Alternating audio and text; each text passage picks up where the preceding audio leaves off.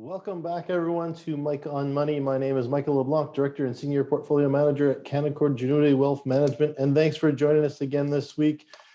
Tuesday at noon, of course, we do our live update. It's always going to be available on podcast and replay if you want to catch it afterwards. But we cover everything that we saw last week, what we see coming up. And today we're going to be talking about alternative investing and how that fits into your portfolio and exactly what it is and why it's come to be a major asset class within portfolios. But before that, we'll talk about what's going on in the markets in the last week. And as always, everything that you hear on here or see on here is for information purposes only. Always do your own due diligence or reach out to us. You can go at mikeonmoney.com. That's our portal. You can call us, email us, or even set up a meeting with us directly there. If you have any questions on today's topics or any other topics that we've covered or that you might be curious about for your own situation. With that, as always, if you're watching live, you can click that Q&A button with any of your questions. Happy to answer those, or we'll definitely follow up after today's session to answer all those questions.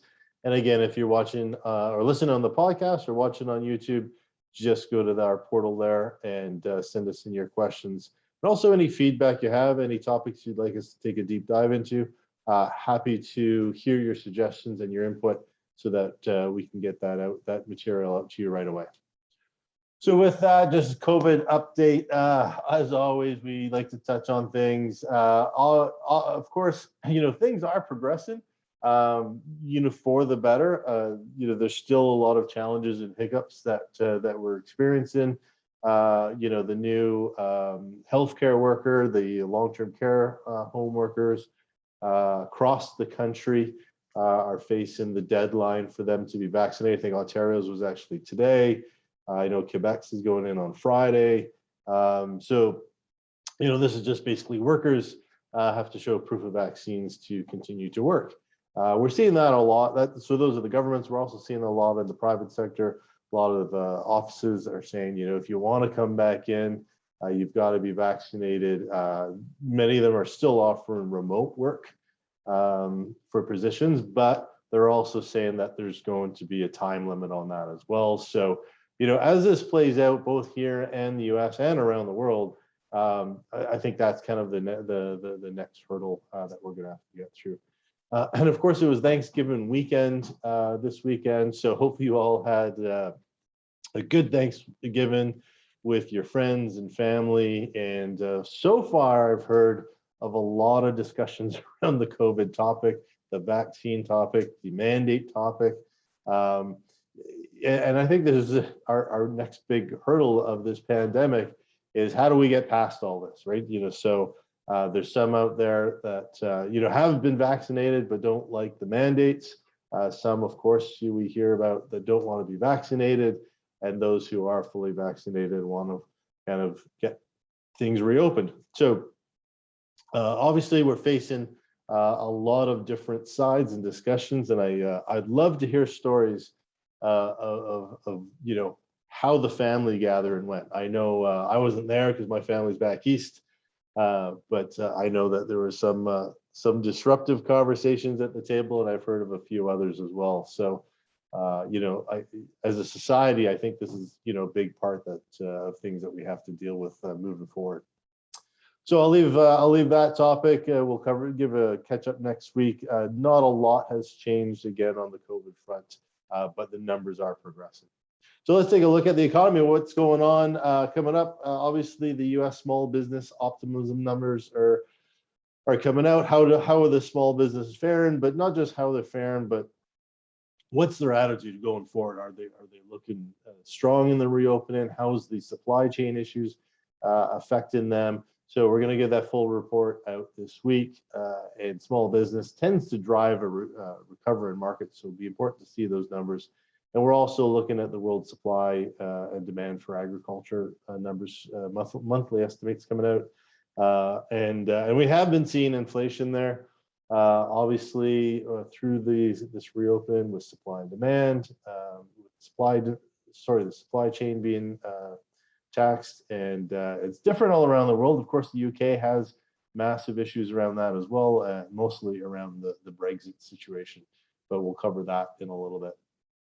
Stock futures wobbled a little bit on Tuesday. We did see some energy prices rising a bit more. Obviously the concern around inflation, as you're going to see, it's the prominent discussion happening out there, and lingering worries around the China's property sector, where we talked about the insolvency that, well, didn't go insolvent thanks to a bailout by the government, but some insolvency concerns around some of the property or real estate sector in China that caused a little upset in the market a few weeks ago for a day or two. But then the futures around the S&P 500 this morning edged up a little bit. The markets are pretty flat so far this morning, and we're very likely going to see this. We've talked about early part of the year we saw very strong record high markets. We're definitely going into a more volatile period as we come down to this taper and crunch on the credit side of things, or inflation numbers. They're all tied together. And that's, again, nothing to be concerned about. Volatility can be your friend when you're investing. You just got to be aware of what's driving that. And of course, those are those inflation numbers and the tapering numbers that we're seeing. The Dow Jones as well, pretty flat, as well as the NASDAQ. Over and overseas, we saw some bigger pressures on the downside. We saw the stock Europe 600 fall, and all the Asian markets pretty negative for their closing day today as well. Just on the insight side of things, if you haven't been following the Tesla story, so Tesla's moving their headquarters to Austin. Obviously, they're very happy as a city, bringing in all those jobs, bringing in Tesla. Tesla got a lot of tax incentives to do this move. A lot of land to build out a massive battery and manufacturing plant that they're going to be moving from California over. But locals, it's kind of that,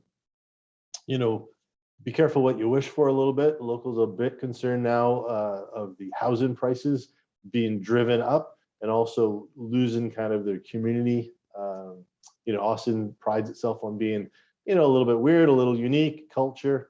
And you start bringing in, droves of workers from other states. You're bringing in new culture. You're bringing in new views. You're also bringing in more demand for the housing market. So they're concerned around that, but that is moving forward. And of course, Tesla is also in the process of opening their German plant as well to service the European markets. Hedge fund dollar policy, they're going longer for longer.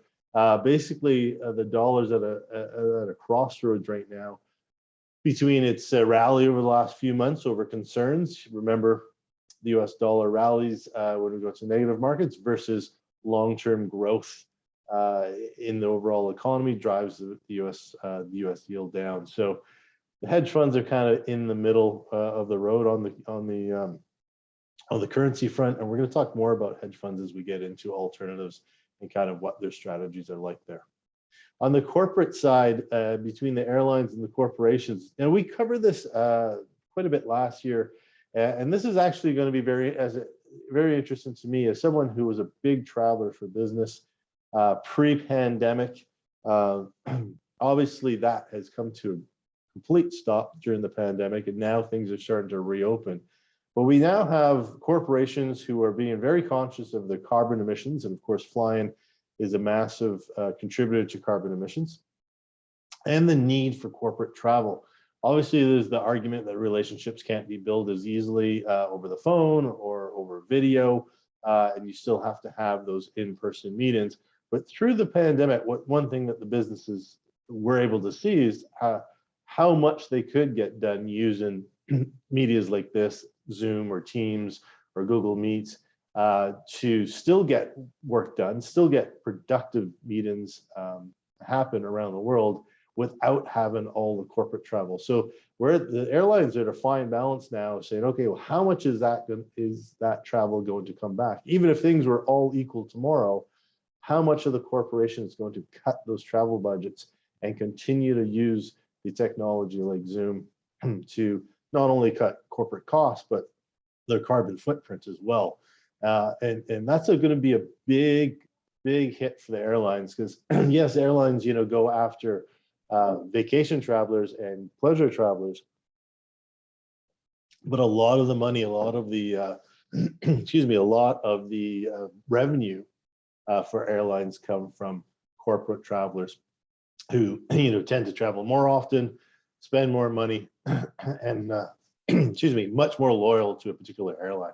So we'll keep a really close eye on that as corporations do start to bring back corporate travel, and see what the new policies are looking at like, and how much they're really looking at cutting their budgets. And we'll start to see that as we go into fourth quarter this year, as corporations set their budgets for next year.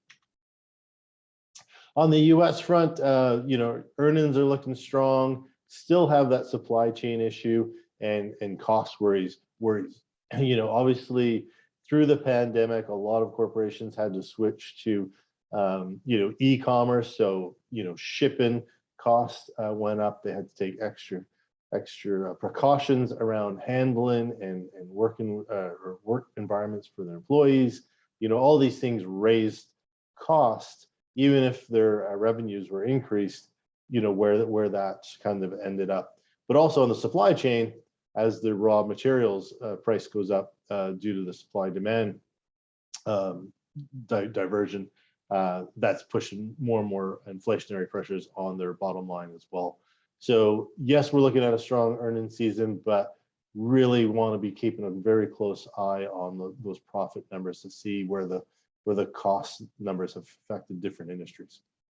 The U.S. IPO boom, still brave in this volatile market. Again, looking into back into 2020 and early 2021, we saw a very aggressive IPO boom of companies coming with initial public offerings and having very high valuations. Given everything that was going on, seems to be continuing. Obviously, not the same volumes as it was early, but still a very, very healthy finish to this year and a pipeline into 2022. So again, it's a good signal of a continued optimistic market for continued growth. But now we've been battling for most part of 2021 between value investing and growth investing. Obviously, IPO tends to center around the growth side of things. So we'll have to keep a really close eye on that, because growth has been lagging as of recent. So what are the performance of those IPOs going to look like for the rest of this year and into next year? White House is standing by the call with OPEC Plus to do more on oil prices. So we are seeing oil prices kind of surge, energy prices surge around the world for different reasons. I mean, obviously there's the crisis in the UK around the Brexit, not even be able, even if they had supply, they don't have the drivers to get the fuel out to the stations. But also around the world, energy demand has been increasing, and the supply, which had been cut back dramatically in early part of 2021, not be able to keep pace as quickly as the demand has returned. So there is a global push to keep those prices down. But again, as we talked a little bit about last week, the week before, don't expect it to come down too much, because we are in this divergence around global energy. Of course, pre-pandemic and certainly through the pandemic, we've seen a lot of governments really push the mandate for renewable energy and cleaner energy, moving away from fossil fuels, which is all great. I'm not discounting that or that concept, but the more you move away, you have to be able to keep up with the current demand. So just saying we're going to be renewable, but without having those sources or infrastructure in place to keep up with demand while you're turning off the old fossil fuel supplies, you're going to come to very likely create this energy crunch. And that's a little bit what we're seeing right now. That's not a doomsday problem yet, where we're going to have a massive energy shortage, but also obviously it is impacting the price. So we don't think that energy price is going down anytime soon, because as more and more infrastructure is being built for the renewables, it's not there yet, right? So there's still going to be that demand for oil for some years to come. Financial groups are seeking clear and credible, ambitious climate action from the G20.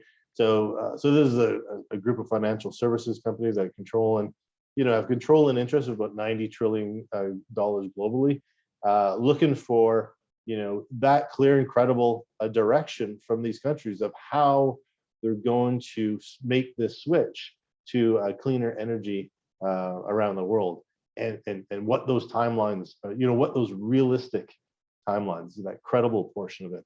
It's easy to say we're going to do this, but what's that plan? What's that spend? What's that look like?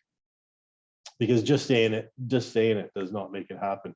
And wanted to get there, I believe there's a lot of commitment from governments around the world that want to get there, but they haven't really looked at the nitty gritty of what it's going to take to get there, nor how long that might happen.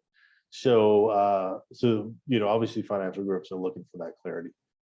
U.S. Treasuries are hobbled by Cruz nomination to hold. So this goes to the debt ceiling in the U.S., the back and forth. There's been some agreements. Now they're trying to push things forward. It was Mitch McConnell. It was blocking things. Now it's Ted Cruz. The same names we see all the time, kind of down there causing problems with the U.S. I don't think it's a big concern over the debt ceiling. Obviously, no one, even on the Republican side, are going to want to default, or the government to default. They will raise it, or they will find a way to get it done. It's just pushing different agendas in order to get what they want in the process, but not a big concern. On the economic news in the U.S., we are looking at the job openings and labor turnover numbers to come out. We saw some big numbers in July, just over 10 million, almost 11 million of unfilled jobs. Seeing that drop a little bit likely in August. So the challenge that we're having out there right now, and this is not a uniquely U.S. thing, is we have jobs, so we have empty jobs. We just and we have unemployed, but they're not matching up, and that could be skill set. A lot of it seems to be centered around pay. So people are looking for jobs, but they're just not willing to take that the lower paying jobs because it's not enough to live on, right? So what's the point of working 40, 60 hours a week and still not be able to pay your bills? So a lot of people are focusing on retraining, looking at new job opportunities or new jobs that offer at least growth in pay. And we've seen a lot of that over the last 2 years, where demand in new areas, whether it be tech or industries that are applying tech and grown much more rapidly than kind of your traditional say retail or service positions that tend to be those lower paying jobs, and just not getting the interest from the unemployed in those areas. So this is something that's going to continue to be an issue, and obviously that issue is only going to get a lot more complicated as we move into these new restrictions for the vaccine, for the vaccinated being able to work, as more and more companies, more and more governments start to say you have to have the vaccines. Obviously, that's going to open new positions, but of course, more unemployed. So where's the balance going to end up there? We'll keep a close eye on that. And as I mentioned, the conversations out there is really around monetary policy and inflation rates and tapering of liquidity.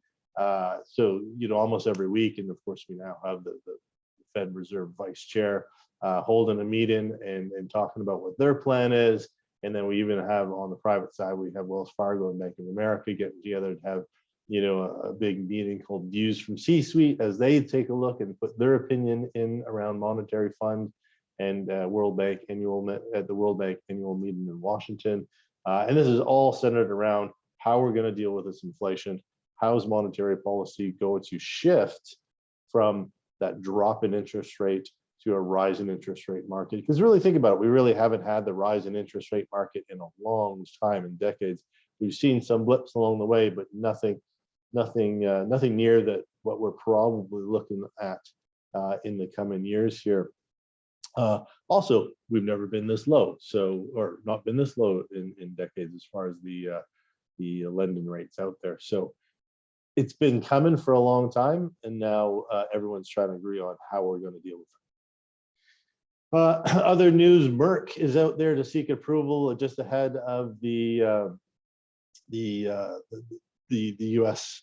excuse me, the U.S. Sorry, they're seeking approval from the U.S. drug authorities. I'm losing it today. It's first day back. The U.S. drug authorization for a treatment of mild and moderate patients using an oral medication. So they're much different than the vaccines, and so far their tests are looking very promising. Obviously, this will be a big breakthrough for the hospitals to try to keep more and more people out of emergency care and out of the ICU units, and be able to treat more from at home if you do have mild to moderate COVID once you've caught it. Emerson Software is looking to merge with Aspen Tech with an $11 billion deal. So we're still seeing a lot of M&A out there. And again, this is moving into the automation side of things, which is focused on utility and mining. And we talked about earlier when we talked about industries that are growing through this pandemic and only expand, and automation was one of those big ones. So we're seeing more M&A in that front. Chevron's committed to their net zero operations by 2050. So this is following, BP had a similar announcement. And this just goes back to that energy shift. We're seeing corporations making massive shift to, as I mentioned, reduce the carbon footprint, but also renewable energies very quickly. But leaving this hole around the supply side of things on the fossil fuels. And Southwest Airlines, just talking about the airlines having some mass cancellations over the last week or so. 2,200 flights were rescheduled or canceled since Saturday, blaming mostly weather and air traffic control issues out of Florida. They're trying to get back to normal services, but a lot of this is also kind of comes down to staffing. Again, there's a lot of services, especially in industries like the airlines.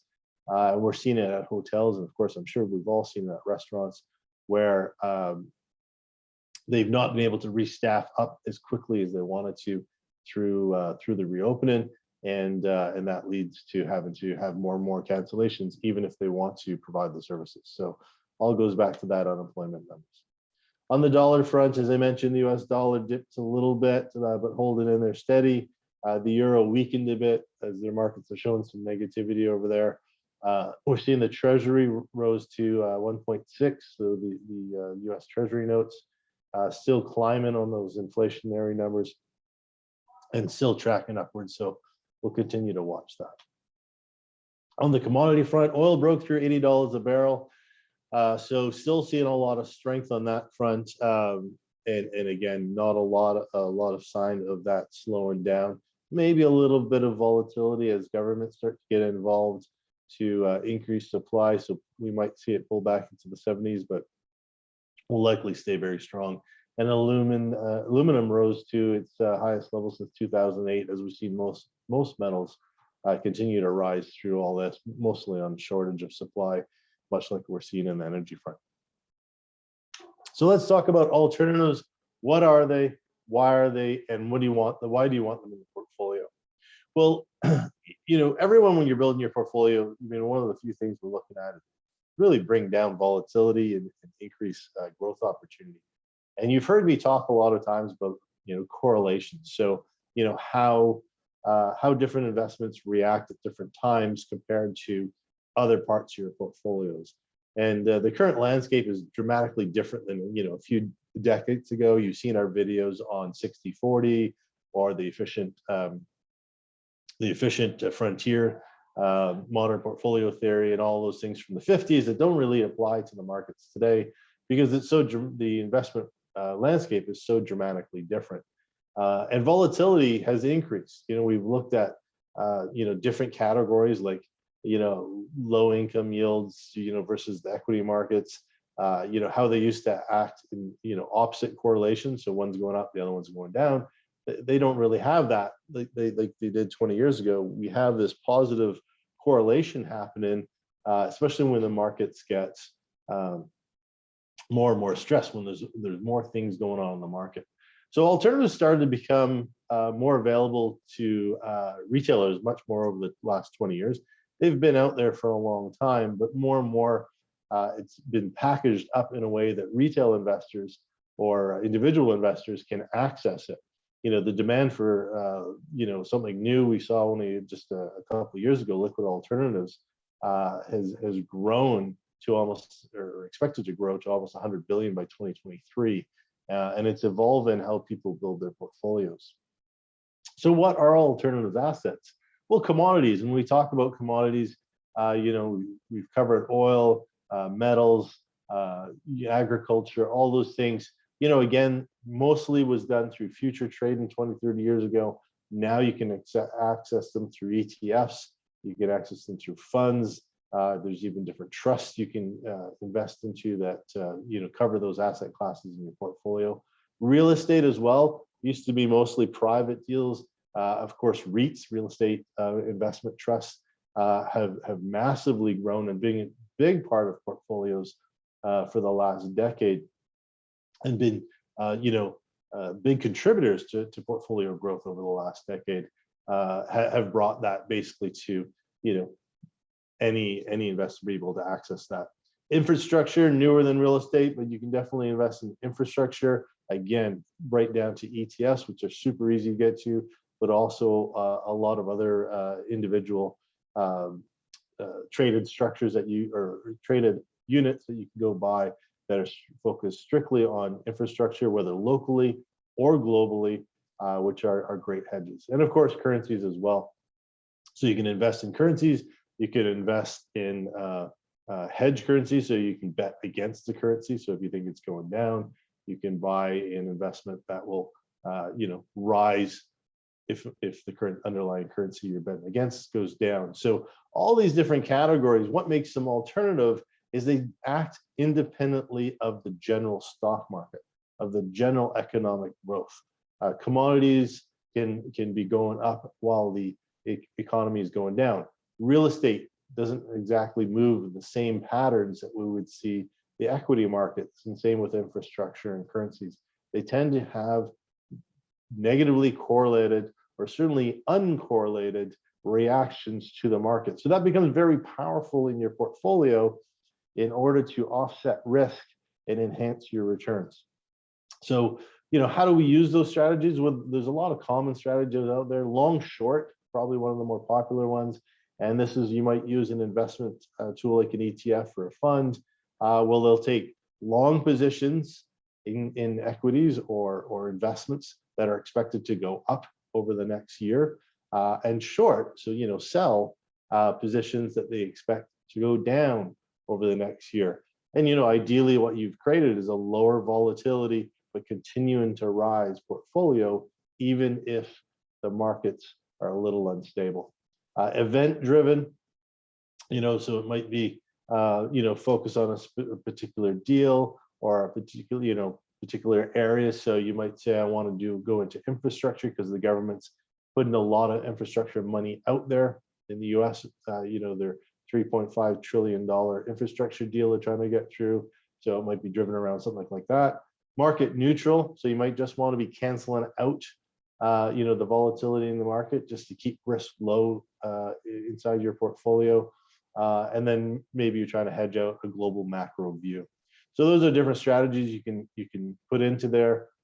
They tend to be very liquid though, so you've got to be very careful when you put alternatives into your portfolio.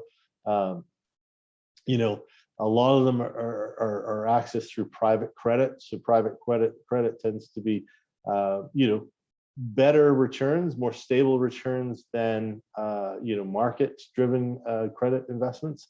But at the same time, you don't have that liquidity. You don't have T+2 days liquidity. You could be months or years if there's any liquidity at all. And that same goes for private equity and of course direct real estate investment. You can go to some pretty illiquid markets depending on what type of real estate that you're holding, which geography you're holding in, and what's going on in the underlying market. So liquidity, when we talk about alternatives, should be your first question. How liquid is this? How quickly can I get out of that or change that investment should my strategy or should my portfolio warrant that change?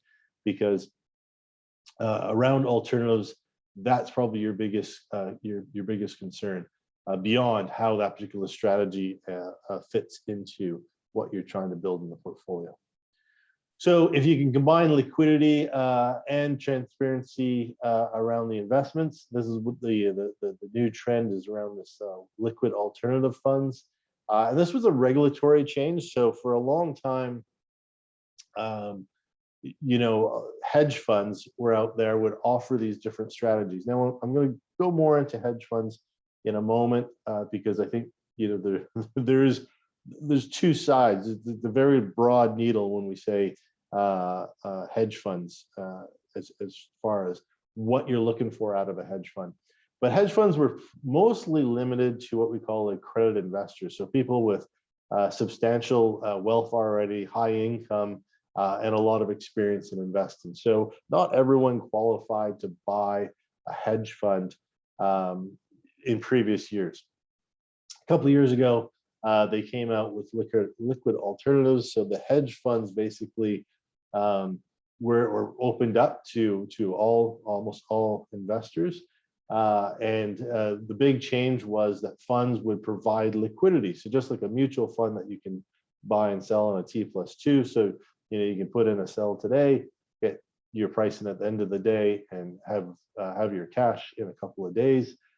They brought that to hedge funds.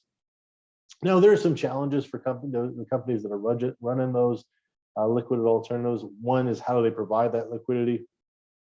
Well, they have to keep a big part of the portfolio liquid, in more liquid investments, so that they can they can provide that daily liquidity. And they're always balancing inflow cash, people buying and people exiting the fund. So, you got to really take a look at what you're buying when you're buying the liquid alts. Does it make sense? Are you giving up? How much returns or potential returns are you giving up for that liquidity? And do you need all that liquidity in your portfolio? A normal hedge investment, might have monthly liquidity, but still serve your purposes and not upset your overall portfolio, but you might not be giving up the benefits of that. So keep that in mind when you're looking at the liquid alts. They do offer, potential for enhanced diversification, decreased volatility, all the benefits of alternatives. It's just that liquidity portion does cost a little bit to have that. So not saying it's a bad thing, just definitely you want to know exactly what you're buying and what might be the limitations of that particular liquid fund. So hedge funds, let's talk a bit about hedge funds in general. So I generally like to classify them as hedge funds and ledge funds, and the L stands for leverage. So all hedge funds, the leverage funds tend to take a lot more risk. So they're less focused around reducing volatility in the portfolio. They're more focused on performance. Now that performance, they definitely are seeking to be, in most cases, uncorrelated to the market. So they're trying to achieve a big part of what you're looking for in alternatives, but they'll take big bets to get that. So they might put a big focus on, say, energy or oil and gas, or even just natural gas.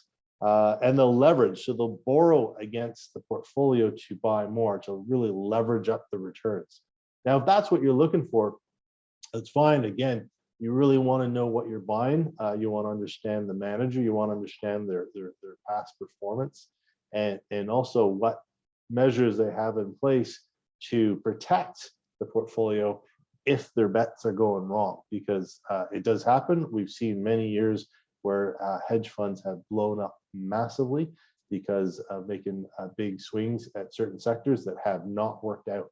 So it's really important to understand what you're buying, why you're buying it, how it fits into your portfolio, and what risk you're taking with that. On the other side, you have hedge funds like the long shorts. Might be hedging a particular currency or a particular asset class or a particular sector that might fit perfectly into your portfolio, that can really offset the risk you might be exposed to on your long positions, and bring down your risk in your portfolio, but not hurt your performance very much. So using them correctly in the portfolio is really important, especially when we're into volatile markets. It brings you, diversification away from just the stocks and bonds, which, as we mentioned, they can positively correlate quite a bit, especially in more modern times. So, having alternatives in the portfolio adds that layer of diversification, which can, bring you added returns, but also, downside protection, right? So it doesn't move in tandem with what's going on in the markets. It's going to give you that potential of lower volatility and just access to extra sources of returns, right? Take you outside the standard type of investments, and there's nothing wrong with that. Doesn't mean you're increasing risk in the portfolio by using something called an alternative. I just want to stress to be careful around that term, because it has been swept up in those hedge funds, or the more aggressive hedge funds. And someone might say, "Oh, I've got 10 or 20% alternative in my portfolio. I should be lower. Might have a lower. My portfolio risk should be lower," but you might actually be increasing your portfolio if you're not really sure what you have. But also, what are your other holdings? Are you increasing your risk by doubling down on a bet? For example, if you bought one of those hedge funds that are really bullish on energy, but you have a bunch of other energy long names in the portfolio, you are increasing your exposure to that particular sector and potentially really increasing the risk around your portfolio. So with that, I'll wrap it up for today. Thank you everyone for joining us live. Those of you watching the replay, remember, go to mikeonmoney.com, send in your questions. If you're listening on the podcast, same thing. Can't wait to talk to you again next week. We're going to try to get a deep dive out this Friday as well, so we'll post that up on Mike on Money. But come visit us, let us know any of your questions. And remember, if you have any questions about alts in your portfolio, you want to look at them in your portfolio, reach out to us. It is a little bit of a landmine as far as picking which ones are best suited for your portfolio. But with that, thank you, everyone. Take care and enjoy your week.